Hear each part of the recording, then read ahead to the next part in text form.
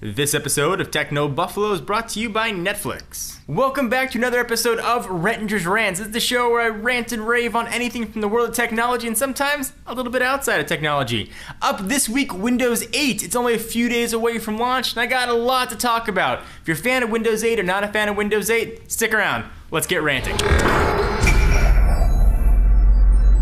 So I'm free to talk about it now. I had the distinct pleasure of testing Windows 8 in its very early phases until a final release candidate, and it was a bit of a mixed bag. So the first equipment I was testing Windows 8 on was a non-touchscreen device. I had to use a mouse to manipulate the not Metro UI, modern UI. Microsoft does not like it if you call it Metro.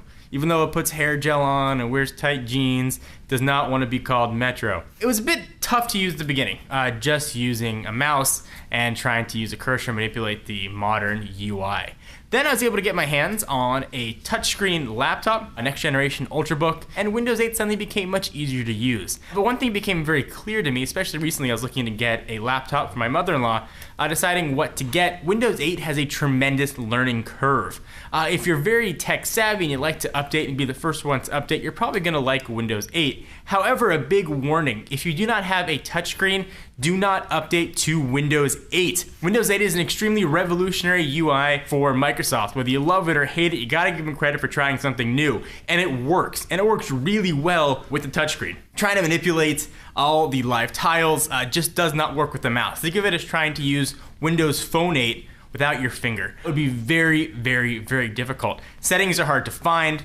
If you want to try and shut the computer off, for example, it could take several minutes to figure out how to do it. And then little things like that tend to add up time over time over time. But if you're like me and you like to explore, you're going to love the opportunity to do that. However, if you're like my mother-in-law, it is going to be an absolute nightmare. So if you're looking to get a new laptop in the near future for you or for somebody else or a desktop, think about who you're getting it for before you decide if Windows 8 is going to be right for you. I will say, could I use Windows 8 on a daily basis? Yeah, I'm not entirely sure yet.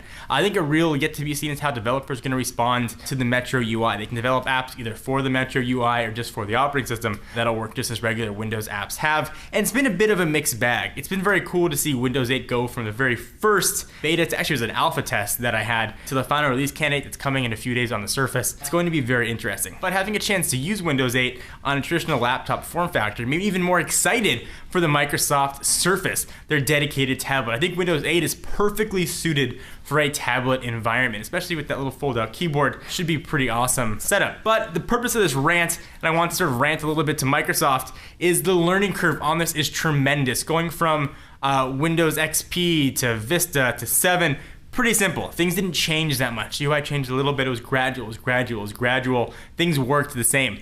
Totally thrown all that out with Windows 8, and it can be really scary and confusing for a lot of people. I enjoy the challenge. You might be like me and you enjoy trying to learn something new and dive in and figure out the nuances, but if technology is something that you just use because you have to, use it at work, or you need it when you gotta write a paper, you wanna browse the internet, it's gonna be completely different. Even browsing Internet Explorer, for example, in Windows 8, is an entirely new experience. Everything you used to do on a computer is rethought, rethunk.